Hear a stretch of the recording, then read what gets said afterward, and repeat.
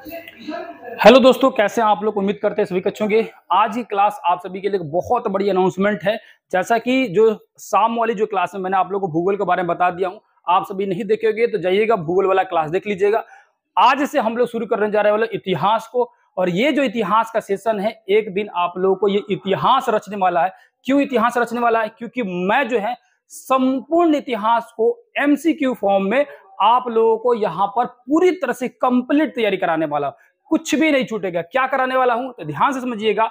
मैं जो है आप लोग को छठा क्लास से लेकर 12 क्लास तक, या यूं समझिए तो सिंपल भाषा में, इतिहास के जितने भी क्वेश्चन आज तक बने हो, पीवाई क्वेश्चन, चाहे किसी भी एग्जाम में आए हो, एसएससी हो, बिहार के एग्जाम में हो, दरोगा में हो, बीपीएससी में हो, कहीं भी एग्जाम ये क्वेश्चन जो आए हुए इतिहास के, सारे क्वेश्चन को मैं डील कराने वाला हूं। चाहे वो 5000 हो, 10,000 क्वेश्चन हो, हर एक क्वेश्चन को मैं डील कराने वाला हूं। जब तक आपके एग्जाम ना हो जाए तब तक ये सेशन कंटिन्यू चलते रहेगा। और याद रखिएगा, जो लोग भी 2 महीने मात्र जुड़े रहेंगे, आपको खुद समझ आ जाएगा, इतनी ज्यादा नॉलेज हो जाएगी इतिहास के बारे में। और शाम वाली जो सेशन चल रही भूगोल, उसमें सेम प्रोसेस है, सेम प्रक्रिया चल रही है उसमें भी। इसमें जो है मैं टॉपिक वाइज आप सभी को बहुत डिटेल से सारे क्वेश्चन डील कराने वाला हूं। बाई मिस्टेक अगर आपको लग रहा है कि जैसे 200 मैंने क्वेश्चन करा दिए एक टॉपिक का, उसके बावजूद भी आपको लग रहा है कि नहीं सर, मेरे पास कुछ ऐसे क्वेश्चन है जो आप छोड़ दिए हैं या नहीं बताए हैं, तो आप क्या कीजिएगा, फटाक से मेरे व्हाट्सएप नंबर 99 क्या कीजिएगा, व्हाट्सएप नंबर मेरा है 9905550148। इस नंबर पर भेजिएगा क्वेश्चन को, फोटो खींचकर व्हाट्सएप कर दीजिएगा। वहां से मैं अगले दिन उस क्वेश्चन को मैं आप सभी को डील करा दूंगा, यहां पर पूरी तरह से समझा दूंगा। यानी आपको लग रहा है कि एक ये क्वेश्चन जो है हमको समझना है, हमें डाउट है, टॉपिक वाइज उठाइएगा। जो टॉपिक चल रहेगा उससे रिलेटेड जितना भी क्वेश्चन आप भेज सकते हैं भेजिए, या जितना भी मैं क्वेश्चन कराऊंगा, हो सकता है मेरे क्वेश्चन कराने के क्रम में सारी आपकी समस्याएं जो दूर हो जाए, उसके बावजूद भी छूट रहा है तो डायरेक्ट भेजिए। हर एक तरह का क्वेश्चन मैं डील कराने वाला हूं।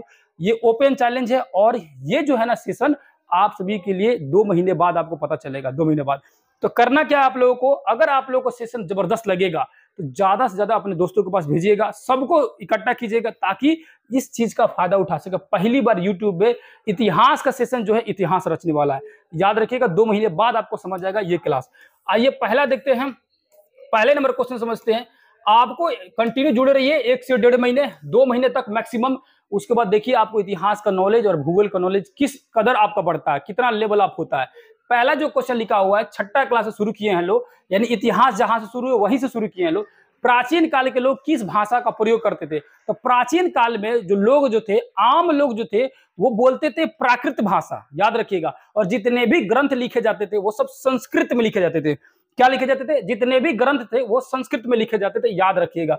यानी कि आम जो लोग थे वो किस भाषा का प्रयोग करते थे? आम जनता प्राकृत भाषा का प्रयोग करता था, जबकि ग्रंथ जो है वो संस्कृत में लिखे जाते थे। क्या किए जाते थे? ग्रंथ जितने भी थे वो संस्कृत में लिखे जाते थे। पाली जो भाषा है, ये बौद्ध धर्म जो है ना, बौद्ध धर्म जो गौतम बुद्ध थे, उन्होंने अपने उपदेश जो दिए थे, अपने उपदेश जो दिए थे उसको पाली भाषा में दिए थे। याद रखिएगा, ठीक है।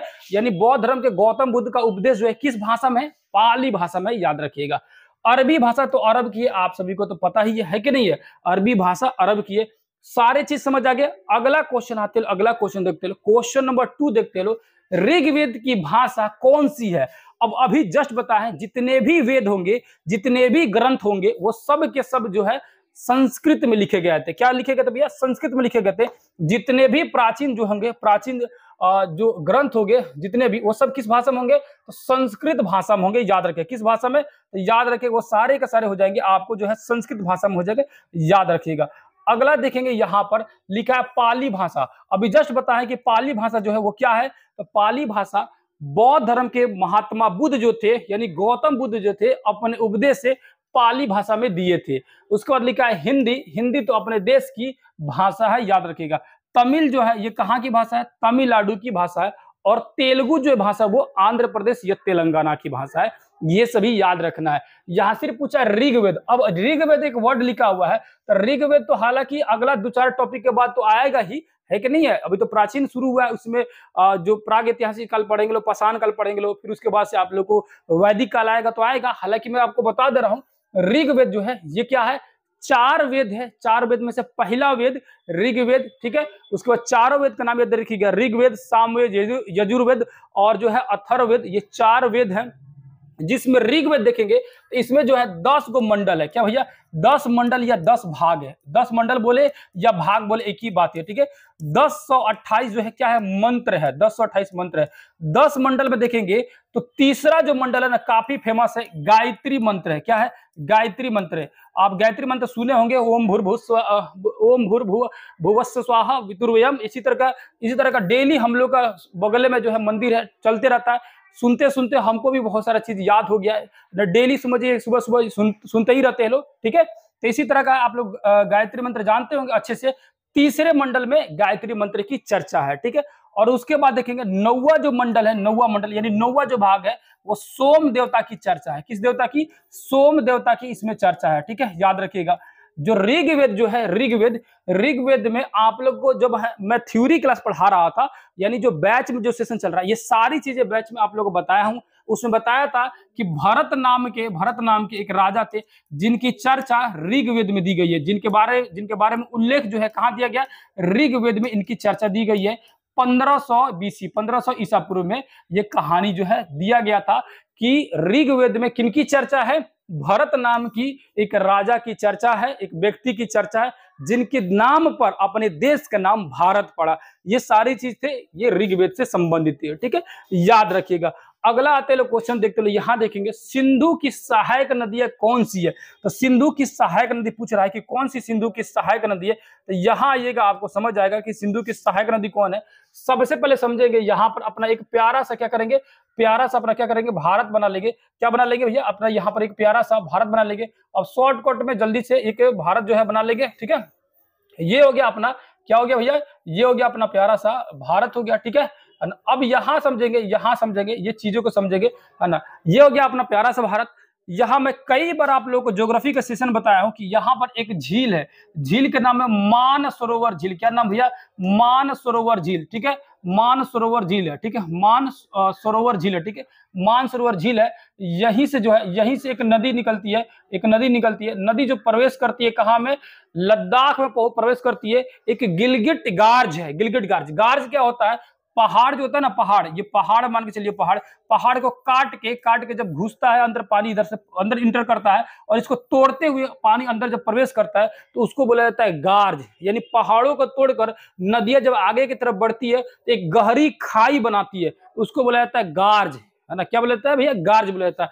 तो गिलगिट गार्ज से प्रवेश की सिंधु नदी और यहाँ भारत में घूमते हुए भारत में लगभग 1100 किलोमीटर की दूरी तय किया भारत में, ठीक है। कितना तय किया? 1100 किलोमीटर की दूरी तय किया। उसके बाद जो है ये जो है नदी कहां प्रवेश की? पाकिस्तान में गई, मिठानकोट में। कहां भैया? मिठानकोट में। मिठानकोट पहुंची पाकिस्तान में और यहां से जाकर ये नदी घूमते हुए पहुंच कहां गई? यहां आई कराची में। कौन सा बंदरगाह? यहाँ एक बंदरगाह है पाकिस्तान का, बंदरगाह का नाम है क्या? कराची बंदरगाह। क्या भैया? कराची बंदरगाह। क्या नाम है? कराची बंदरगाह, ठीक है। कौन सी बंदरगाह है? तो कराची बंदरगाह है। यहाँ पर कराची बंदरगाह आई और इस कराची बंदरगाह में क्या हुआ? यहाँ इस बंदरगाह से क्या हुआ कि इस बंदरगाह के बाएं साइड से, यानी अगर बोले तो पूर्व साइड से, कहां से भैया? पूर्व साइड से कहां आ गई, कहां पहुंच गई? तो अरब सागर में आके मिल गया। कहां मिल गया? अरब सागर में आके मिल गया, ठीक है। कहां पे मिल गया? अरब सागर में आके मिल गया। तो क्वेश्चन एक बार यूपीएससी में पूछा था कि जो सिंधु नदी है वो कराची बंदरगाह के किस दिशा से अरब सागर में जाके मिलती है? पूरब से या पश्चिम से? इधर हो गया वेस्ट यानी पश्चिम हो गया, उस साइड हो गया ईस्ट यानी पूरब हो गया, ठीक है। कहां हो गया? पूरब हो गया। तो किस साइड से आके मिलती है? तो याद रखिएगा जो सिंधु नदी है वो कराची के पूर्व साइड से अरब सागर में आके मिल जाती है। इतना आप लोगों को डिटेल्स याद रखना है। अब यहाँ कह रहा है का और भी इसमें जानने वाली योग्य बात क्या है, इसकी बहुत सारी सहायक नदियां है। पहले तो इसकी सहायक नदी यहीं पर है, श्योक, नुब्रा, हुंज, यहीं पर इसकी सहायक नदी है भारत में। और कुछ और नदियां हैं जो भारत की नदियां हैं लेकिन बाहर जाके ये मिलती है, कहां से? जाके पाकिस्तान में मिलती है। किससे? पाकिस्तान में मिलती है सिंधु नदी से। किससे मिलती है? सिंधु नदी से। यहां से एक और नदी निकलता है, ठीक है ना, रकास ताल जो है, रकास ताल एक और, वहां पर एक पर्वत है, एक छोटा सा जगह है, इस जगह से जो है सतलज नदी निकलती है। सतलज नदी भी आके मिलती है कहां? सिंधु नदी में आके मिलती है। उसके बाद सतलज है, ब्यास है, रावी है, चिनाब है, झेलम है, बहुत सारी नदियां है। ये सभी नदियां जो है किसकी सहायक है? सिंधु की क्या है? सहायक नदियां है। क्या है? सिंधु की सहायक नदी है, याद रखिएगा। ठीक है, ये सिंधु की सहायक नदी क्या हो जाएगा? इनमें से सभी हो जाएगा। आप सभी को डिटेल से याद रखना है। ये हो गया पूरा। ये सब चीजें जो है ना भूगोल में आप लोगों को बहुत अच्छे से समझाऊंगा, भूगोल में और भी इसमें डिटेल से समझाऊंगा, एक एक जगह को दिखाऊंगा आप सभी को। ठीक है, थ्योरी क्लास में सारी चीजें जो है चल रही है, उसमें जो है एनसीईआरटी प्लस जो है एससीईआरटी दोनों को मैं कंबाइंड करके एक साथ पढ़ा रहा हूं, ताकि चीजें समझ आ पाए कि दोनों में क्या डिफरेंट है। एक चीजों को दोनों को एक साथ पढ़ने से क्या होता है कि कंपेयर कर पाते हैं। और मैं कई बार बोला हूं कि एनसीईआरटी और बिहार बोर्ड जो पढ़ लेता है 80% जो है उसका क्वेश्चन बन जाएगा। मोस्टली एग्जाम में यहीं से क्वेश्चन पूछते, चाहे किसी भी एग्जाम दे रहे हो 80%, और सिलेक्शन जो होता है यहीं से होता है। 20% के लिए मैं उसका भी आप लोगों को उपाय बता दिया हूं कि 20% के लिए अलग अलग प्रकाशन से मैं नोट्स बनवा रहा हूं, और वो लास्ट में आप लोग कराऊंगा। वो 20% भी आप लोग का जो है बाकी नहीं छोड़ेंगे थ्योरी बैच में। जिन लोगों को भी थ्योरी पढ़ना होगा वो हमारे साथ जुड़ सकते हैं। एप्लीकेशन का लिंक जो है आप लोगों को कमेंट बॉक्स में डाल दूंगा, या ऐप जो है आप सभी सर्च कर सकते हैं प्ले स्टोर में ASC अकेडमी। ठीक है, यहाँ ये अगला क्वेश्चन लिखा हुआ है, अतीत से बनी वस्तुओं का अध्ययन करने वाले व्यक्ति को क्या कहते हैं? यानी जो अतीत से बना हुआ है ना, अतीत से बनी हुई जो वस्तुएं हैं उसके बारे में पढ़ रहा है। सिंपल समझिए कि अतीत के बारे में जानकारी इकट्ठा कर रहा है, अतीत के वस्तुओं के बारे में जानकारी इकट्ठा कर रहा है, तब उसको बोलेंगे पुरातात्विक विद। यानी कि अतीत यानी होता है, अतीत मतलब होता है कि प्राचीन, और अतीत में बनी वस्तुएं यानी प्राचीन समय की बनी वस्तुएं, उस पर प्राचीन समय की बनी वस्तुओं को ही कहा जाता है पुरातात्विक स्रोत। क्या बोलते हैं भैया? पुरातात्विक स्रोत। क्या बोलते हैं? यानी प्राचीन समय का जो सामान है, जो वस्तुएं हैं, उनको पुरातात्विक स्रोत ही कहते हैं। और इन पुरातात्विक स्रोतों को अध्ययन करने वाला यानी पढ़ने वाला, अध्ययन करने वाला यानी पढ़ने वाला क्या कहलाता है? तो पढ़ने वाला कहलाता है पुरातात्विक विद कहलाता है, याद रखिएगा। लेखक आपको पता है, किसान पता है, क्रिश्चियन पता है कि क्रिश्चियन धर्म के जो होते हैं। ठीक है, आगे आ जाइए, अगला क्वेश्चन आते लो। भारत नाम का प्रयोग कहाँ रहने वाले लोगों के एक समूह के लिए किया जाता था? तो भारत नाम जो है ना, खासकर भारत के उत्तर पश्चिम, भारत के उत्तर पश्चिम वाला एरिया, यानी कि जो एरिया जो सिंधु सभ्यता वाला जो एरिया है, वही एरिया जो हो जाएगा उत्तर पश्चिम वाला एरिया। ठीक है, कौन सा एरिया हो जाएगा? उत्तर पश्चिम वाला एरिया हो जाएगा। यानी अगर यहाँ ध्यान से देखा जाए, ठीक है, अगर यहाँ देखा जाए तो ये वाला जो एरिया है, ये वाला उत्तर पश्चिम मतलब होता है ऊपर में होता है नॉर्थ, नीचे में होता है साउथ, इस साइड में होता है वेस्ट, और इधर होता है ईस्ट यानी पूरब। और उत्तर पश्चिम यानी ये वाला कोना कर रहा है, यानी अगर ये भारत अपना हो गया तो ये वाला कोना, यानी इस वाले एरिया की बात कही जा रही है कि इस वाले एरिया के लोगों को, जो ग्रुप था, जो समूह था, वहां के लोगों को भरत नाम से जाना जाता था। ठीक है, मतलब उस एरिया को भारत नाम से पुकारा जाता था। ठीक है, उत्तर पश्चिम वाला एरिया से, याद रखिएगा। अगला आएंगे लोग, अगला देखेंगे लोग क्वेश्चन, कृषि का आरंभ कितने वर्ष पूर्व माना जाता है? इसमें दो तरह का आंसर दिया हुआ है। बिहार बोर्ड में 6000 ईसा पूर्व दिया है, एनसीईआरटी जो दिया गया उसमें 8000 साल पहले दिया है। दोनों में कोई अंतर नहीं है, दोनों सही बात कह रहा है, सब समझने में अंतर है। कैसे समझने में अंतर है? कर क्या रहा है एनसीईआरटी, ये जो है 2000 जो साल चल रहा है, यानी 2024 जो चल रहा है, इसका 2000 अब पहले के 6000 साल पहले, यानी 6000, सिंपल समझिए। बिहार बोर्ड कहता है का कि ईसा मसीह के जन्म से 6000 साल पहले जो है क्या होता था? खेती होता था। कहां होता था मैं बता रहा हूं, बस इतना समझिए कि 6000 साल पहले खेती होता था। किसके जन्म से पहले? ईसा मसीह के जन्म से पहले। और ईसा मसीह के जन्म भइले कितना दिन हो गया? 2024 साल हो गया, यानी उनके जन्म से ही डेट का शुरुआत हुआ। समझ गए ना? एनसीईआरटी क्या करता है, ये जन्म वाली जो समय बीत गया है, यानी वर्तमान समय जो 2000 साल बीत चुका है, इसको और इनके जन्म से पहले का 6000 साल पहले, दोनों को जोड़ के सीधे बोलता है कि आज से 8000 साल पहले खेती की गई थी। तो ये बात एकदम बिल्कुल सही है, एकदम जायज बात है, एकदम सही बात है कि नहीं है? 8000 साल पहले खेती की गई थी, सबसे पहले कृषि की जो शुरुआत की गई थी। और बिहार बोर्ड कहता है कि 6000 ईसा पूर्व, यानी ईसा मसीह के जन्म से 6000 पहले, वो ठीक बोलता है। अरे दोनों अपने अपने जगह पर सही है, बस समझने की फेर है। समझ आ गया ना आप लोगों को? अब यहां देखिए कह रहा है कि कृषि का प्रारंभ जो है 8000 साल वर्ष पहले हुआ था। अब हुआ कहां था ये तो जानना जरूरी है जी, हुआ कहां था ये भी तो जानना जरूरी है। फिर आगे ना आएंगे, यहां पर देखेंगे अपना प्यारा सा भारत को देखेंगे। क्या करेंगे भैया, अपना प्यारा सा भारत देखेंगे। इस भारत को देखिए, बिना मैप के तो चीजें अच्छा ही नहीं लगता है, लगता है कि भैया सब अधूरा अधूरा है, ठीक है ना। यहाँ आ जाइए, क्या देखते हैं, अपना प्यारा सा जो है, अपना प्यारा सा जो है भारत देख लेते हैं। ये आ गया अपना, क्या आ गया, ये शॉर्टकट में अपना प्यारा सा भारत हो गया। अब यहाँ देखेंगे ना, इस वाले एरिया में, ये जो एरिया है, ये जो है वर्तमान समय में क्या है, पाकिस्तान है। क्या है, वर्तमान समय में जो है ये पाकिस्तान वाला एरिया है। ये कौन सा जगह है, वर्तमान समय में पाकिस्तान वाला एरिया है। इस पाकिस्तान में क्या है, यहाँ पर देखेंगे तो दूगो पहाड़ी था। कौन सा, दूगो पहाड़ी था। उस पहाड़ी को यहाँ पर देखेंगे, एक यहाँ पर पहाड़ी था, इस पहाड़ी का नाम था सुलेमान। कौन सी पहाड़ी, सुलेमान पहाड़ी। कौन सी पहाड़ी भैया, सुलेमान पहाड़ी। और दूसरा जो पहाड़ी है इसी के नीचे है, कौन सी पहाड़ी, किरथर पहाड़ी। सुलेमान और एक नीचे पहाड़ी है, उस पहाड़ी का नाम है क्या, किरथर पहाड़ी। सुलेमान और किरथर दो पहाड़ियां है। एक पहाड़ी का नाम क्या है, सुलेमान। क्या नाम है भैया, सुलेमान। दूसरे पहाड़ी का नाम क्या है, किरथर। क्या नाम भैया, किरथर पहाड़ी, ठीक है, किरथर पहाड़ी। इन दोनों के बीच में एक जगह है, जगह जो है ना, ये जगह, ये जो जगह है, ये जो जगह है, इस जगह को बोलते हैं मेहरगढ़। क्या बोलते हैं भैया, मेहरगढ़। कौन सा बोलते हैं भैया, मेहरगढ़ बोलते हैं, याद रखिएगा। इस जगह क्या बोलते हैं, मेहरगढ़ बोलते हैं, मेहरगढ़ बोला जाता है। और ये जो मेहरगढ़ आपको लोकेशन के हिसाब से क्या इंडिया में है या पाकिस्तान में, पाकिस्तान में किन दो पहाड़ियों के बीच में है, सुलेमान और किरथर पहाड़ियों के बीच में है।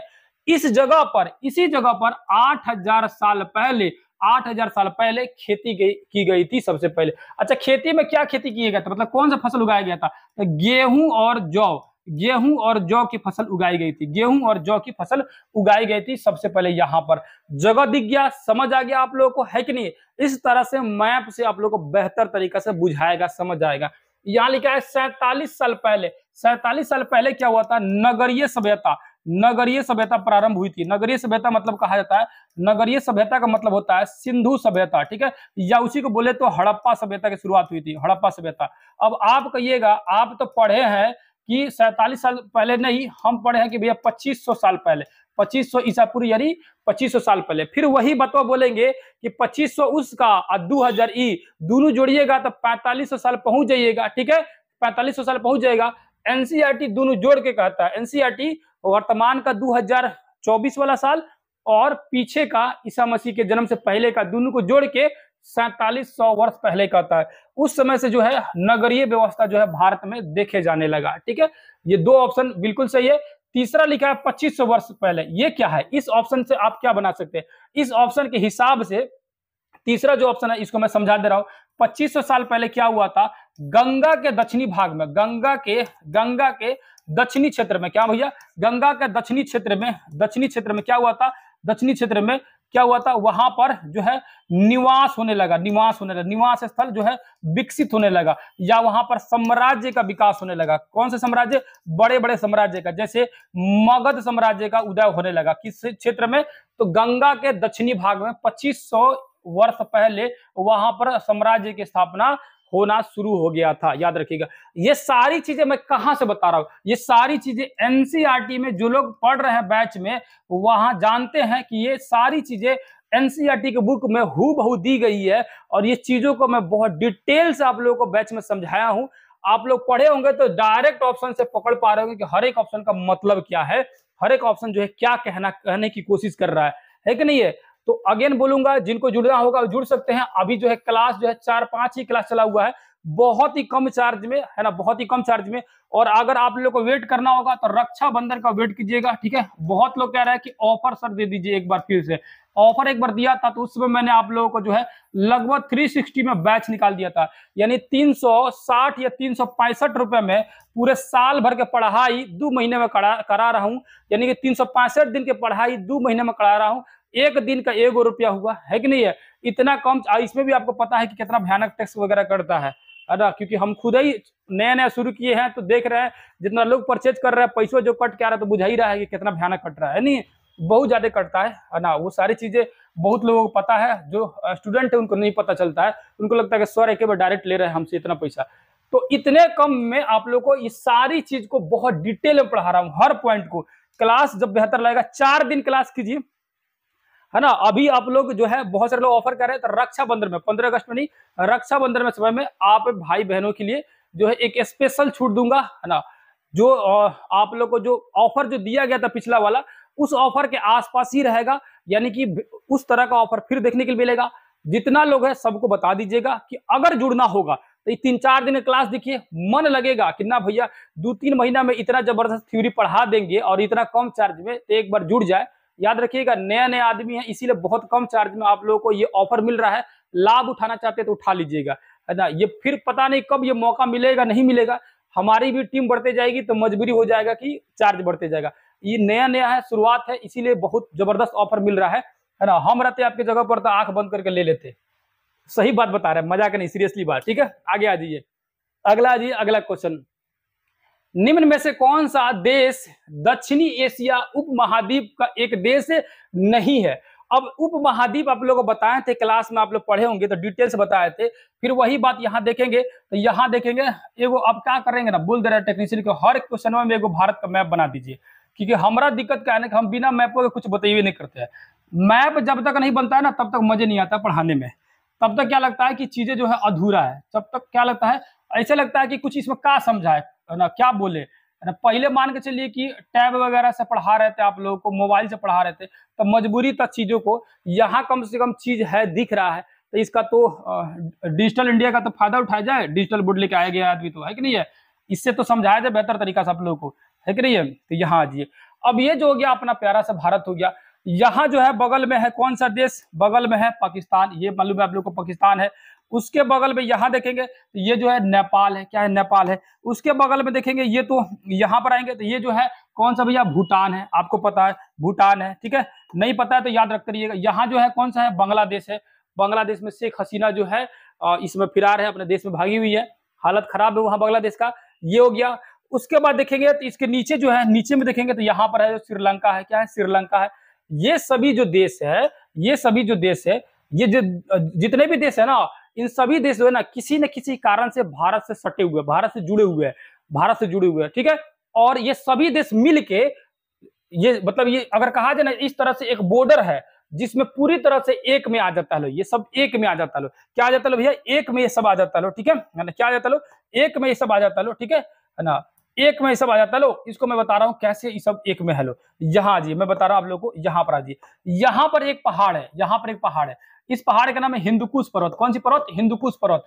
इस पर्वत की वजह से ये वाला एरिया सिक्योर हो गया, यानी सेफ हो गया। इसके अंदर में जितने भी देश आ गया।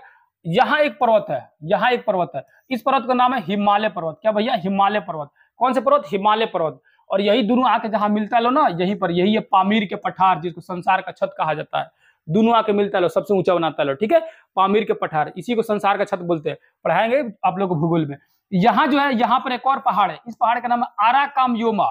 आराकामयोमा। ये जो हिंदुकुश पर्वत है, ये भारत पाकिस्तान सम्मिलित रूप से अगर कहा जाए तो पाकिस्तान और अफगानिस्तान को अलग करता है।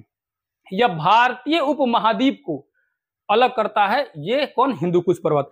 फिर इधर से भारतीय उपमहाद्वीप को ये जो आराकामयोमा पर्वत है, ये म्यांमार से अलग करता है। फिर हिमालय पर्वत से अलग करता है। नीचे आएंगे तो नीचे जो है आपको पता है, यहाँ पर देखेंगे तो ये अरब सागर है, बंगाल खड़ी है, नीचे हिंद महासागर है, उससे अलग होता है।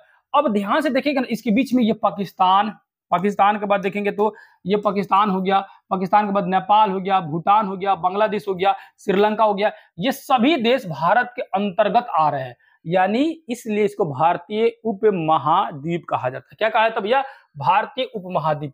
अच्छा, महाद्वीप मतलब क्या होता है, एक वैसा जगह जो किसी न किसी प्राकृतिक रूप से चारों तरफ से अलग हो, चाहे वो समुद्र से अलग हो, चाहे चारों ओर से पहाड़ से अलग हो, और उसके अंदर जो है ढेर सारे देश हो, 2, 4, 5, 10, 20 गो देश हो, तब उसको बोलेंगे महाद्वीप या महादेश बोलेंगे, ठीक है। लेकिन ये जो भारत जो है ना, ये प्राकृतिक रूप से अलग तो है, लेकिन एशिया के भी अंदर है। तो एशिया हो गया महादेश, लेकिन ये जो एरिया है जो 4-5 देश मिला के है, इसको बोलेंगे उपमहाद्वीप या उपमहादेश। जैसे कैसे मुख्यमंत्री होते हैं पूरा लीडर, और सेकेंड में रहते हैं उप मुख्यमंत्री, उसी तरह पूरा जो हम लोग का कॉन्टिनेंट हो गया एशिया, लेकिन उप में देखेंगे तो ये अपने अंतर्गत में, उपमहाद्वीप के अंतर्गत में ये आ जाता है भारत, पाकिस्तान, नेपाल, भूटान, बांग्लादेश, और श्रीलंका भी दे देता है कहीं कभार। हालांकि श्रीलंका जो है थोड़ा सा अलग है। अब इसमें कह रहा है कि कौन देश नहीं है, तो पाकिस्तान था, आधुनिक भारत था, श्रीलंका था, लेकिन चीन जो है ये नहीं है। चीन अलग हो जाता है भारत से, कैसे, हिमालय पर्वत की वजह से अलग हो जाता है, ठीक है। किसकी वजह से, हिमालय पर्वत की वजह से। अगला क्वेश्चन है जी, जो नदियां एक बड़ी नदी में मिल जाती है उन्हें क्या कहते हैं? तो याद रखिएगा, जो जो नदी जो होती है वो आके मिलती है, यानी मान के चलिए कि ये नदी हो गया, कौन सी हो गया, ये नदी हो गया, ये नदी हो गया, ठीक है, क्या हो गया भैया, ये नदी हो गया। ये नदी जो है, ये नदी जो है आ रही है, ठीक है, ये नदी जो है इसमें आके कोई दूसरी नदी आके मिली, दूसरी नदी आके मिली, दूसरी नदी में, तो इसको क्या बोलेंगे, सहायक बोलेंगे, सहायक नदी। क्या बोलेंगे भैया, सहायक नदी बोलेंगे, सहायक नदी। याद रखिएगा, दोनों में से जो बड़ा रहेगा ओकरे नाम आगे जाएगा, उसी का नाम क्या होगा, आगे जाएगा। अगर मान के चले कि जो आके मिल रही यही बड़ी रहेगी, तो ये बड़ी नदी हो जाएगी, ये सहायक हो जाएगा। अगर ये बड़ी नदी है, ये जो है बड़ी नदी है, और जो आके मिल रहा है वो सब छोटा नदी है, तो उसको बोलेंगे सहायक नदी, और इसको बड़ी नदी बोलेंगे, ठीक है, याद रखिएगा, है ना। तो कौन सी नदी जाएगी, जो आके मिलती है उसको सहायक नदी कहते हैं, याद रखिएगा। समझ आ गया आप लोग को। मौसमी नदी यहाँ दिया है, मौसमी नदी मतलब होता है कि वैसी नदियां जो बरसात के समय में खूब फल फूल जाती है, मतलब बरसात के समय में पानी में बढ़ जाता है, और वही फिर बरसात खत्म होता है तो फिर धीरे धीरे पानी सूखने लगता है। इन्हीं बरसाती मेढक, बरसात में टर टर करेगी, कहने का मतलब क्या, बरसात में पानी खूब रहेगा और बरसात खत्म पानी खत्म, ठीक है, समझ आएगी ना। और ये जो मौसमी नदियां है ना, वो खासकर भारत के दक्षिणी भारत में और बिहार में भी देखेंगे ना, तो बिहार के दक्षिणी बिहार में, दक्षिणी बिहार में, यानी कि यहाँ पर साउथ बिहार में और साउथ इंडिया दोनों साइड में, ठीक है ना, दोनों साइड में जो नदियां जो है खासकर मौसमी नदियां देखने के लिए मिलता है। और वही उत्तर साइड में, यानी उत्तर बिहार में, नॉर्थ बिहार या नॉर्थ इंडिया दोनों साइड में हिमालयन नदियां मिलती है, हिमालयन नदियां। और ये हिमालयन नदियां सालों भर इसमें पानी रहता है, क्योंकि बर्फ से निकलते रहता है, ग्लेशियर से पिघलता है, ठीक है। अगला आ जाइए, यहाँ लिखा है कि किसके शासन में सबसे ज्यादा संख्या में अभिलेख मिले हैं। तो याद रखिए, अभिलेख जो मिले हैं, पहली बात को तो आप लोग को अभिलेख कई बार बताया कि अभिलेख का मतलब होता है कि कुछ ऐसा है ना, कुछ ऐसी सतह, ऐसी कठोर सतह, या तो वो धातु का हो सकता है या लोहे का, मतलब धातु लोहा एक ही बात हुआ, या तो धातु का या तो पत्थर का, कोई भी कठोर सतह जिसमें कुरेद कुरेद के, है ना, कोड़ खाब के उस पर संदेश लिखवाया जाता है, उसे क्या कहा जाता है, उसे कहा जाता है अभिलेख। क्या कहते हैं भैया, अभिलेख कहते हैं। राजा जो है अपने उपदेश, अपने विचार, अपने संदेश उस पर लिखवाता था, ठीक है। जैसे वर्तमान समय कैसे रोड बनता है, देखते होंगे रोडवा के बगल में यहाँ पर एक साइन बोर्ड लगा रहता है जिसमें लिखा था फल्ला चिल्ला ढकला मुखिया या विधायक द्वारा ये बनल रोड है, नहीं लिखा रहता है कि नहीं है। तो उसी तरह जो है ना, राजा जो है ना पहले अपना जो है अभिलेख लिखवाते थे, यानी अपने विचार को अंकित करवाते थे, जिसे अभिलेख कहा जाता था, अभिलेख कहा जाता है। इसका 3 गो नाम अलग अलग है, कोई अभिलेख कहता है, कोई शिलालेख कहता है, क्या कहता है भैया, कोई शिलालेख कहता है, ठीक है, और कोई जो है स्तंभ लेख कहा जाता है, कोई क्या कहता है भैया, स्तंभ लेख कहता है। ये 3 गो नाम अलग अलग है, याद रखिएगा। किसी भी धातु कठोर सतह, चाहे वो पत्थर हो चाहे वो धातु हो, उस पे लिखा गया है तब उसको अभिलेख कहेंगे। अगर जो है सिर्फ पत्थर पर लिखा गया तब उसको शिलालेख कहेंगे, यानी सील मन होता है पत्थर, और शिलालेख यानी पत्थर पर अगर लिखा गया है तब शिलालेख कहेंगे। और वो पत्थर हो या कुछ भी हो, लेकिन स्तंभ नुमा यानी खंबा खानी है, खंबा खानी है और इस पे लिखा गया तब इसको स्तंभ लेख कहेंगे। समझ आ गया आप लोग को, ये सारी चीजें जान गए। और ये कह रहा है कि किसके समय में सबसे ज्यादा है, तो अशोक के शासनकाल के सबसे ज्यादा अभिलेख मिलते हैं। किसके शासनकाल के, अशोक के शासनकाल के। चंद्रगुप्त अगर मौर्य या नाम दे दे चंद्रगुप्त मौर्य, तो अशोक के दादाजी हो जाएंगे, यानी कि अशोक के पिताजी बिंदुसार और बिंदुसार के पिताश्री चंद्रगुप्त मौर्य थे, ठीक है, याद रखिएगा। स्वर नाम जो मौर्य साम्राज्य की स्थापना किए थे, किसके सहयोग से, चाणक्य यानी ये जो कौटिल्य है, चाणक्य है या विष्णुगुप्त, एक ही आदमी है, 3 गो नाम है, उनके सहायता से। आएगा टॉपिक पढ़ाऊंगा जबरदस्त तरीके से। हर्षवर्धन देखेंगे, हर्षवर्धन, तो हर्षवर्धन जो है ना कई बार क्वेश्चन पूछता है। हर्षवर्धन का जो शासन रहा वो कन्नौज में रहा। ये 2 भाई हर्षवर्धन, राजवर्धन और एक बहन राजश्री, ये तीनों का कहानी बहुत अच्छे से समझाएंगे, है ना। वो उसके भाई को मार दिया, तो फिर उसके जीजाजी को मार दिया, बहुत अच्छे से कहानी, बहुत जबरदस्त कहानी है, बड़ा मजा आएगा टॉपिक जब लेके आऊंगा। तो उसके बाद जो हर्षवर्धन जब कन्नौज से, मतलब हर्षवर्धन का जब देहांत हो जाता है, मर जाते हैं, तो कन्नौज में त्रिपक्षीय संघर्ष शुरू हो जाएगा। राष्ट्रकूट, पाल वंश, है ना, और ये जो प्रतिहार वगैरह, ये सब जो है खूब लड़ेगा लोग कन्नौज पर कब्जा करने के लिए। बड़ा जबरदस्त कहानी आपको आगे सुनने के लिए मिलेगा, मजा आ जाएगा कहानी जानने में। जैसे जैसे टॉपिक है उसको चलते रहिए, अभी इसको चलते रहेंगे लोग, समझते रहेंगे लोग, और इसी क्रम में चलते रहेगा तो ठीक रहेगा, नहीं तो सीक्वेंस इधर उधर भाग जाएगा, ठीक है। यहाँ जी, इंडिया शब्द किस शब्द से निकला हुआ है, तो इंडिया जो शब्द है ना, ये जो शब्द निकला हुआ है एक्चुअली में जो है ना इंडिया नाम या हिंदुस्तान नाम ये सब बाहरी लोग रखे। इंडिया नाम रखे कौन सा रखा लो, यूनानी लोग, है ना। और हिंदुस्तान नाम रखा ईरानी लोग, ठीक है। याद रखिएगा, ईरानी जो है वो हिंदुस्तान नाम रखे और यूनानी जो है वो क्या नाम रखे, वो जो नाम रखे इंडिया नाम रखे। जहां जी यूनानी, यूनानी क्या रखे और ईरानी क्या रखे, ईरानी क्या रखे। जो यूनानी है वो इंडिया बोले, क्या बोले भैया, इंडिया बोले, ठीक है। और जो ईरानी जो है ये हिंदुस्तान बोले, क्या बोले भैया, हिंदुस्तान बोले।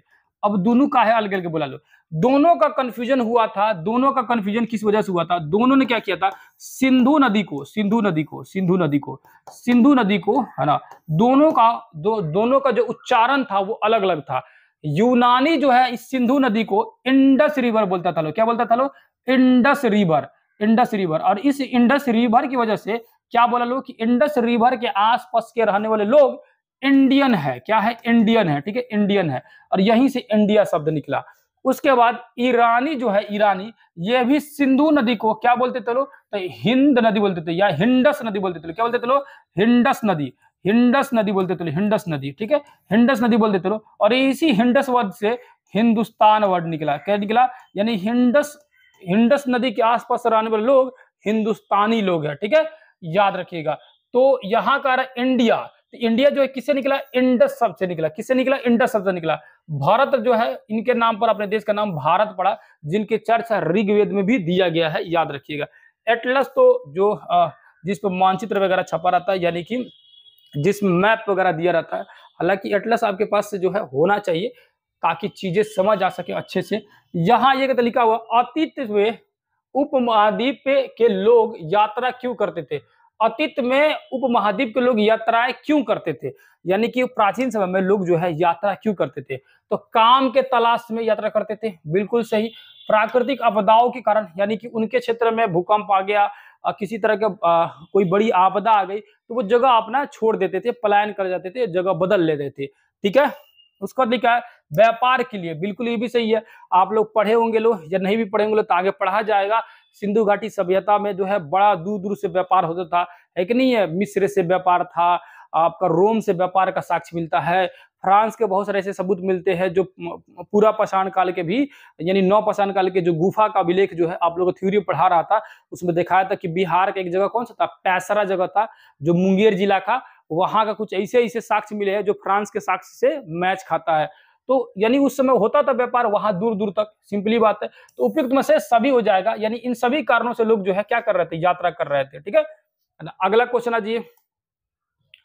अगला क्वेश्चन लिखा हुआ है कि गंगा नदी के दक्षिण में फैला गंगा एवं उसकी सहायक नदी सोन के आसपास का क्षेत्र प्राचीन काल में किस नाम के लिए जाना जाता था। अभी शुरू में बताया है कि गंगा का जो दक्षिणी भाग वाला जो क्षेत्र था वहां पर मगध यानी बड़े बड़े साम्राज्य की स्थापना हुआ, मगध साम्राज्य की स्थापना हुआ। अब दो वर्ड लिखा है कि मलाबार जो है और कोंकण, ये दोनों क्या है, तट है, क्या है भैया, ये दोनों तट है। अभी तट का फिर से आपको बता देते हैं, यहाँ पर आ जाइए, तट को बढ़िया समझा देते। ये हो गया अपना प्यारा सा, क्या हो गया, ये हो गया अपना प्यारा सा भारत, ठीक है। यहाँ पर देखेंगे तो ये जो एरिया जो है ना, खासकर ये वाला जो एरिया हो जाएगा, ये पूरा तट जो हो जाएगा, है ना, ये जो काठियावाड़ तट हो जाता है, कौन सा, काठियावाड़ तट हो जाता है, ठीक है, याद रखिएगा। उसके बाद जो आएंगे तो यहाँ पर देखेंगे, तो यहाँ पर नीचे जब आएंगे तो यहाँ पर जो है कोंकण तट है, कौन सा, यही कोंकण तट है, यहाँ पर कौन सा तट है, कोंकण तट है। उसके बाद जो आएंगे यहाँ पर तो केनारी या कन्नड़ तट है, केनारी या कन्नड़ तट है, ठीक है, यानी कि जो कर्नाटका वाला क्षेत्र में। उसके नीचे आएंगे तो यहाँ पर जो तट है उसको बोलते हैं मलाबार तट, कौन सा, मलाबार तट, जो कि केरल में है, कहाँ पे भी है, केरल में है मलाबार तट, ठीक है। और कर्नाटक वाले क्षेत्रों में केनारी या कन्नड़ तट है। उसके ऊपर गोवा वाला और महाराष्ट्र वाला एरिया में जो है वो कोंकण तट है। और उसके ऊपर जो है काठियावाड़ तट है, जो कि गुजरात के कच्छ और खंबात के खाड़ी वाला एरिया में चल जाएगा। यानी ये वाला जो एरिया है वो कच्छ की खाड़ी है और ये वाला जो एरिया है ये खंबात की खाड़ी वाला एरिया है, ठीक है। इस वाले एरिया के तट को, तट मतलब होता है समुद्र के किनारा, उसको अलग अलग नाम से जाना जाता है। जैसे यहाँ देखेंगे तो ये जो है कोरोमंडल है, कौन सा तट है, कोरोमंडल है, ठीक है, कोरोमंडल है, कोरोमंडल तट है। उसके बाद से आता है उत्तरी सरकार या उत्कल तट, इसके ऊपर आ जाता है, ठीक है। तो ये सब जो दिया गया, जैसे यहाँ लिखा है कि कोंकण तट है, तो ये इस वाले एरिया में आ जाएगा, कर्नाटक वाला नहीं, कर्नाटक से ऊपर मतलब गोवा और महाराष्ट्र वाले क्षेत्र में आ जाएगा कोंकण तट। और उसका लिखा है मलाबार तट, तो ये केरला वाले क्षेत्र में आ जाएगा मलाबार तट। क्वेश्चन कई बार पूछता है कि सबसे पहले बारिश भारत में अगर भारत में देखा जाए तो सबसे पहले बारिश कहाँ पे होती है, तो याद रखिएगा, बहुत लोगों को पता है कि सबसे पहले बारिश जो है भारत में कहाँ होती है। बताइए आप सभी क्या कहिएगा, आप कहिएगा कि सबसे पहले बारिश जो है भारत में कहाँ पर होती है। तो याद रखिएगा, भारत में सबसे पहले बारिश मलाबार तट पर नहीं होती है, उससे पहले ही हो जाती है अंडमान निकोबार पर। उससे पहले ही कहाँ हो जाती है, अंडमान निकोबार पर, ठीक है। यहाँ पर मई में ही हो जाती है, यहाँ पर पहुंचता है जून में, यहाँ पहुंचता है जून में, और यहाँ पर पहुंच जाता है मई में। याद रखिएगा, क्वेश्चन दो तरह से पूछेगा, भारत में सबसे पहले बारिश निम्न में से किस जगह होती है। ऑप्शन में अगर अंडमान निकोबार होगा तो बिल्कुल ही सही होगा, लेकिन अगर क्वेश्चन पूछे कि भारत के मुख्य भूमि पर, मुख्य भूमि, याद रखिए कई बार बोलता हूं कि मुख्य भूमि बोलता है मतलब ये वाला, और ओवरऑल भारत बोलेगा तो ये पूरा आ जाएगा, यानी कि मुख्य भूमि अगर वर्ड यूज नहीं किया तो ये सब आ जाता है, ठीक है। तो भारत के मुख्य भूमि पर सबसे पहले बारिश किस तट पे होती है, तो ये तट मालाबार तट पे होती है, जहां की केरल है, ठीक है। आगे आ जाइए, यहां लिखा अतीत में बनी और प्रयोग में लाई गई वस्तुओं का अध्ययन करने वाला व्यक्ति क्या कहलाता है। अभी जस्ट शुरू में बताया आप लोगों को कि प्राचीन वस्तुओं के बारे में प्रयोग कर रहा है, वो क्या कहलाएगा, पुरातात्विकविद कहलाएगा। क्या कहलाएगा वो, वैज्ञानिक तो हो जाएगा, रिसर्च करेगा, कोई नया नया खोज करेगा, खोजी तो जगह का खोजेगा।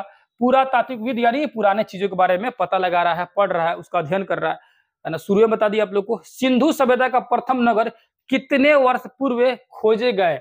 शुरू में बताया कि सिंधु नगर यानी नगरीय सभ्यता जो है वो कब खोजा गया था, 47 साल पहले नगरीय सभ्यता जो है ये आरंभ हुआ था, ठीक है, ये आरंभ हुआ था। और एक अपने देश के एक क्या बोलते हैं उसको, पुरातात्विक के स्रोत के सबसे बड़े जानकार, या एक तरह समझिए कि वो खोज करने वाले थे, है ना, उनको भारत में पुरातात्विक का जनक भी माना जाता है ना, यानी पुरातात्विक जगहों को खोज करने का उनको फादर माना जाता है, जनक माना जाता है। अलेक्जेंडर कनिंघम उनका नाम है, ठीक है। आगे शायद आएगा इसमें। 2500 साल पहले आपको बता दिया कि गंगा का दक्षिणी क्षेत्र जहां मगध साम्राज्य का उदय हुआ। 8000 साल पहले जो है ये क्या है, यहाँ पर सुलेमान और कृतर पहाड़ियों में सबसे पहले खेती हुआ था। याद रखिएगा सारी चीजों को, ठीक है। अगला आइए, लगभग 8000 साल पहले आइएगा क्वेश्चन, सुलेमान और कृतर के क्षेत्र में के लोगों ने किन पशुओं को पालतू बनाया। अच्छा, यहाँ सुलेमान और कृतर में बहुत अच्छा क्वेश्चन है, बहुत अच्छा क्वेश्चन है ना। ये क्वेश्चन जो है बढ़िया है, कैसे बढ़िया है आपको बता रहा हूँ। मैंने जो है सुलेमान कृतर में बताया कि सबसे पहले खेती हुआ था गेहूं और जौ, और उसी एनसीईआरटी किताब में लिखा हुआ था कि जो है भेड़, बकरी, गाय, बैल, इन सभी को पालतू पशु बनाया गया था इन्हीं क्षेत्रों में, इसी मेहरगढ़ वाले क्षेत्रों में। और वहां बताते समय आपको हाईलाइट भी किया था कि इसको पढ़ लीजिएगा लोग, इसको पढ़ लीजिएगा, इस तरह का क्वेश्चन आता है कि नहीं है। देखिए क्वेश्चन बन गया है उस तरह का, है कि नहीं है। आगे आइए, समझ आ गया आप लोग को, यानी कि उन क्षेत्रों में भेड़, बकरी, गाय, बैल इन सभी का पालतू पशु थे, मतलब उसका पालन पोषण भी किया जा रहा था, खेती भी हो रही थी गेहूं और जौ की। अगला जी, अतीत का अध्ययन करने वाले व्यक्ति को क्या कहते हैं। तो अतीत के बारे में जो पढ़ रहा है उसको इतिहासकार बोलेंगे। क्या बोलेंगे, इतिहासकार बोलेंगे। और पुरानी वस्तुओं के बारे में पढ़ रहा है, यानी पुरानी वस्तुओं के बारे में, ठीक है, तो उसको पुरातात्विकविद बोलेंगे। लेखक तो राइटर हो गया, जो लिख रहा है ना। अगला जी, प्राय पांडुलिपि कहां से प्राप्त होती है। तो आपको बताए थे कि पहली बात की पांडुलिपि क्या होता है। तो पांडुलिपि जो होता है, ये पंडित जी जो होते हैं एक लिपि रखते हैं, उस पर जो होता है मंत्र वगैरह का उल्लेख रहता है। आपको बताया था कि इस तरह का रहता है, और यहाँ ऐसे पिनअप टाइप का रहता है, इसको खोल खोल के ऐसे हटा हटा के ऐसे पढ़ा जाता है, मंत्र या श्लोक इस पर लिखा रहता है। और ये जो है ना, एक भुर्ज पेड़ जो होता है ना, भुर्ज पेड़, उसके छाल से प्राप्त होता है, छाल से। ये ताड़ के पत्ते से प्राप्त होता है, ताड़ के पत्ता जो होता है, ताड़ वृक्ष के जो पत्ता होता है उससे भी ये मिलता है, प्राप्त होता है। भुर्ज के छाल से याद रखिएगा कौन बनता है, पांडुलिपि बनता है ना, पांडुलिपि बनता है, ठीक है। पांडुलिपि को एनसीईआरटी में आप लोग पढ़ रहे थे तो उसमें लिखा था, इसको अंग्रेजी में क्या कहते हैं आप सभी जरा कमेंट करके बताइएगा। अगर आप थ्योरी क्लास हमारा देखे होंगे तो आप लोग बताइएगा कि पांडुलिपि को अंग्रेजी में क्या कहा जाता है और उसका अर्थ क्या है। आप लोग को इसका अर्थ बता रहा है और अंग्रेजी में क्या कहते हैं इसको बताना है। आप सभी अगर थ्योरी क्लास देख चुके होंगे, पढ़ चुके होंगे, तो आप फटाक से बता दीजिएगा। पहला ही चैप्टर में इसके बारे में दिया गया है, आप सभी को बहुत डिटेल से समझाऊं। सभी किसी को ये क्लास मालूम होगा जो किए होंगे, है ना, एनसीईआरटी में दिया गया है। और आप सभी को कमेंट करके बताना है कि पांडुलिपि को अंग्रेजी में क्या कहा जाता है, ठीक है। आगे आ जाइए, तो ये मिलता कहाँ है, तो मंदिर और बिहारों में। कहाँ मिलता है भैया, मंदिर और बिहारों में मिलता है, तो वहीं पर मंत्र वगैरह श्लोक का जरूरत रहेगा। प्राकृत भाषा का प्रयोग कौन करते थे। तो शुरू में बताया प्राकृत भाषा का प्रयोग जो है आम लोग ज्यादा करते थे। कौन करते थे, आम जनता जो ज्यादा करती थी। ईसाई धर्म के प्रवर्तक कौन है? तो ईसाई धर्म के अगर प्रवर्तक देखेंगे तो ईसा मसीह है, सीधी सीधी बात है। ईसा मसीह के जन्म से ही तो जो साल जो है, ये ईस्वी जो है शुरू किया गया। ईसा मसीह जो है क्या है? ईसाई धर्म के प्रवर्तक है, ठीक है ना। आ गया जी महात्मा बुद्ध दिया है, तो महात्मा बुद्ध के बारे में तो डिटेल से पढ़ना ही है। हालांकि अगर जानना होगा तो जान लीजिएगा 563 में इनका जन्म हुआ और 483 बीसी में ये मर गए, यानी दोनों बीसी बीसी होगा, है ना। 563 ईसा पूर्व में इनका जन्म होता है। कहाँ जन्म होता है? तो लुम्बिनी आप जानते हैं, जो है नेपाल के कपिल वस्तु जगह। और जो है और यहाँ पर देखेंगे 483 में इनकी क्या हो जा रही है? मृत्यु हो जा रही है। संत वेलेंटाइन, इन्हीं के नाम पर तो आप लोग वेलेंटाइन डे मनाते हैं, वेलेंटाइन डे, ठीक है, वेलेंटाइन डे। रोम जो है ना, शहर रोम, वहां के ये पादरी थे। और ये जो वेलेंटाइन जो थे, ये प्यार जो है ना पूरे अपने जगह क्षेत्र में, मतलब एक तरह से समझिए कि अभी जो वर्तमान में कैसे चर्चा चल रहा है, मोहब्बत की दुकान, है ना, वही काम ये कर रहे थे। देश में जनता के बीच में जो है प्यार मोहब्बत बांट रहे थे, लोगों को ना प्रेम की पाठ पढ़ा रहे थे। यही इसीलिए देखते हैं फरवरी में आप लोग वेलेंटाइन डे मनाते हैं। एक वेलेंटाइन वीक चलता है, कादू का वीक चलता है, उसमें कोची नहीं चलता है, ठीक है कि नहीं है? तो वेलेंटाइन जो है डे इन्हीं के नाम से शुरू हुआ। ये रोम के पादरी थे, ठीक है, क्या थे? रोम के पादरी। पादरी मतलब क्या होता है? जैसे मंदिर का पंडित जी हो गया, मस्जिद का मौलाना हो गया, उसी तरह चर्च वगैरह में के जो ईसाई धर्म के जो लोग होते हैं उनको पादरी कहा जाता है, ठीक है। उसके बाद देखेंगे सेंट बेनेडिक्ट, सेंट बेनेडिक्ट, ये भी बाहर के हैं, सेंट बेनेडिक्ट, ठीक है। सेंट बेनेडिक्ट के बारे में अगर जानना होगा, सेंट बेनेडिक्ट के बारे में, तो ये अमेरिका साइड के थे। और ईसा मसीह जो है, ये तो आप समझ गए कि ईसाई धर्म के क्या थे, ये प्रवर्तक थे, ईसा मसीह, याद रखिएगा। ये सारी चीजें हो गई, आप सभी को यहां समझ आ गया। अगला जी, अगला जी, अगला क्वेश्चन लिखा है दक्षिणी एशिया उपमहाद्वीप का एक देश कौन सा है? यानी दक्षिणी एशिया उपमहाद्वीप, उपमहाद्वीप जब वर्ड आ गया तो वही 5 को देश, पाकिस्तान, अपना देश इंडिया, उसके बाद नेपाल, भूटान, बांग्लादेश, ठीक है, बांग्लादेश, और यहाँ पर श्रीलंका, यही देश जो है भारतीय उपमहाद्वीप के अंतर्गत आएगा। इसमें बताइए कौन नहीं है, या कह रहा है कौन सा है? तो एक एक मात्र भारत दिख रहा है, बाकी ये चाइना नहीं है, रूस नहीं है, तो में से सभी तो होगा ही नहीं। तो एकमात्र भारत जो है ये भारतीय उपमहाद्वीप के अंतर्गत आएगा। अगला जी, आखेट का अर्थ है, आखेट का अर्थ, आखेट, और ये भी वर्ड जो है ना एनसीईआरटी के पहला पेज है ना, पहला पेज में पहले के लाइन में लिखा आखेटक, क्या लिखा है? आखेटक। और हम बोले थे कि आखेटक मतलब होता है शिकारी, और आखेट मतलब होता है शिकार। आखेट मतलब शिकार और आखेटक मतलब शिकारी, याद रखिएगा। कृषक मतलब किसान, और पुरातात्विक मतलब पुराने वस्तुओं का अध्ययन करने वाला। बुझा गया आप लोग को? यहाँ जी, पांडुलिपि किस पेड़ की छाल से बनाई जाती है? अभी जस्ट बताया कि भुर्ज की पेड़ की छाल से जो है पांडुलिपि बनाई जाती है, याद रखिएगा। नीम का पेड़ का प्रयोग तो क्या करते हैं हम लोग? नीम का पेड़ का प्रयोग जो है दवा के रूप में करते हैं, ठीक है, याद रखिएगा। ताड़ का पत्ता से, यानी ताड़ पत्र से भी बनता है पांडुलिपि। यहाँ कह रहा है कि लेकिन पेड़ की छाल से, तो छाल था वो भुर्ज की पेड़ की छाल था, ठीक है, याद रखिएगा। पीपल जो होता है ना सबसे ज्यादा ऑक्सीजन देता है, याद रखिएगा, पीपल बहुत ज्यादा ऑक्सीजन देता है, इसी कारण उसकी पूजा भी किया जाता है।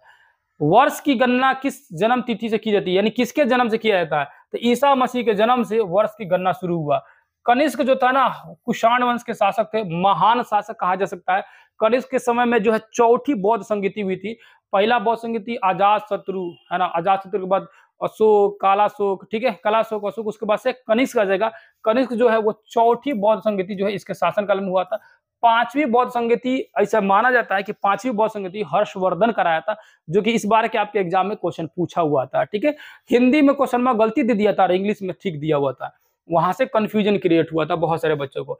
महात्मा बुद्ध के बारे में बता दिए, ठीक है, बौद्ध धर्म के प्रवर्तक या बौद्ध धर्म के शुरू करने वाले। कनिंगम यही बता रहे थे, कनिंगम जो है ये भी क्वेश्चन पूछा हुआ था, कनिंगम। और ये जो क्वेश्चन आप लोगों को पहले भी कराए थे, पहले ही बताए थे, और इस जो है ना सेट में जो है ना इसके बारे में बताए हुए हैं, इसके बारे में बताए हुए हैं, बौद्ध धर्म के चारों बताए थे, और यहाँ से 2 क्वेश्चन आ गया था आप लोग एग्जाम में, ठीक है। कनिंगम क्या है? पुरातात्विक जो है इसका फादर बना जाता है, पुरातात्विक स्रोत के जानकारी लेने वाला, उसको जांच करने वाला। तो ये हो गया क्वेश्चन आप लोग का। आज का क्लास हो गया ओवर, आज का ऐसा नहीं है कि क्वेश्चन खत्म हो गया, आज का क्लास ओवर हो गया। फिर अगले क्लास में इसी तरह का और भी क्वेश्चन लेके आएंगे। कोई समस्या है तो आप लोग मैसेज कीजिएगा, वीडियो अच्छा लग रहा होगा तब भी मैसेज कर दीजिएगा, ताकि थोड़ा-सा मोटिवेशन मिलते रहे। कारण क्या है, आप लोग सपोर्ट जितना ज़्यादा कीजिएगा तो देखिए एक बहुत बड़े जो है मैं एक क्या बोले उसको एम लेके चला हूँ, बहुत बड़ा एक मिशन लेके चला हूँ। अगर आप सभी की सपोर्ट रहेगा तो ये बिल्कुल ही कंटिन्यू चलते रहेगा। फिर वही चीज़ होगा, अगर चीज़ें आप लोगों को बेहतर नहीं लगेगी तो आप लोग कमेंट कीजिएगा, बताइएगा, तो उसमें कुछ सुधार किया जाएगा। वरना आप लोग के सपोर्ट के वजह से ही ये चीज़ें कंटिन्यू आगे चल रहा है। ज़ाहिर-सी बात है कि अलग-अलग चीज़ों का वीडियो बनाना कब ज़रूरत पड़ता है, जब लोग जो है आप दूसरी चीज़ का डिमांड करते हैं, ठीक है? तो ये अगर क्लास बेहतर लग रहा होगा, आपको पसंद आ रहा होगा, तो कोशिश कीजिए कि ज़्यादा से ज़्यादा लोगों के पास शेयर करें, ताकि ज़्यादातर लोग जुड़े, सभी लोग अपना-अपना फीडबैक दें, ताकि मैं जो शुरू किया हूँ कि आपको जो है हर एक तरह का क्वेश्चन डील करा दूँ, ईज़ी, मॉडरेट, हार्ड, वो सारी मिशन जो है पूरी हो। और यहाँ तक आ चुके होंगे, तो एक बार कमेंट करके ज़रूर जाइएगा। यहाँ तक जो भी पहुँचा होगा, एक बार ज़रूर कमेंट कर दीजिएगा। जो भी कमेंट में लिख रहा होगा, क्लास कैसा लगा, जिस तरह का भी लगा, आप लोग कमेंट कर दीजिएगा।